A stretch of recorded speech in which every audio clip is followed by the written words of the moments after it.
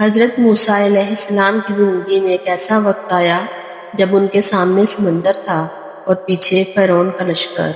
بنی اسرائیل گھبرا گئے اور کہنے لگے، اے موسیٰ، آپ ہمیں یہاں لا کر مروا دیں گے، اس سے بہتر تو ہم فرعون کے غلام ہی رہتے، اب ہمارا کیا ہوگا؟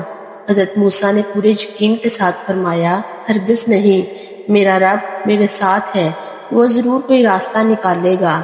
اس وقت ظاہری طور پر کوئی راستہ نظر نہیں آ رہا تھا، لیکن موسیٰ کو اپنے رب پر مکمل بھروسہ تھا، اور اللہ کبھی اپنے بندوں کو مایوس نہیں کرتا۔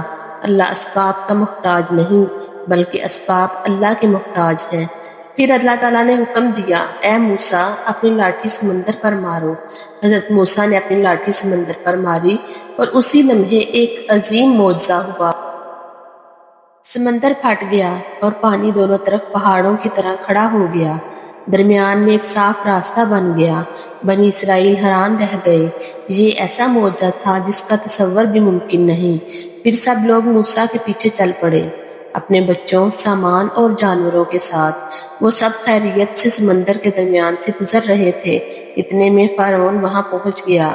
یہ منظر دیکھ کر حیران رہ گیا۔ اس نے سوچا، جب موسیٰ اور ان کے لوگ گزر گئے ہیں تو ہم بھی گزر سکتے ہیں۔ اس نے اپنی فوج کو حکم دیا، سمندر کے اس راستے میں داخل ہو جاؤ، اور وہ خود بھی اپنے گھوڑے کے ساتھ سمندر میں اتر گیا۔ ادھر موسیٰ علیہ السلام کا آخری آدمی سمندر سے نکل رہا تھا اور ادھر فرعون کا آخری آدمی سمندر میں داخل ہو رہا تھا۔ پھر اللہ تعالیٰ نے حکم دیا اور سمندر دوبارہ بند ہو گیا۔ پانی کے دونوں پہاڑ گر گئے اور پورا راستہ ڈوب گیا۔ فرعون اور اس کی پوری فوج سمندر میں غرق ہو گئی۔ جب فرعون ڈوب رہا تھا، اس نے موت کو دیکھا تو خوف زدہ ہو کر کہنے لگا، میں اس اللہ پر ایمان لاتا ہوں جس پر بنی اسرائیل ایمان لائے ہیں، اس کے سوا کوئی معبود نہیں۔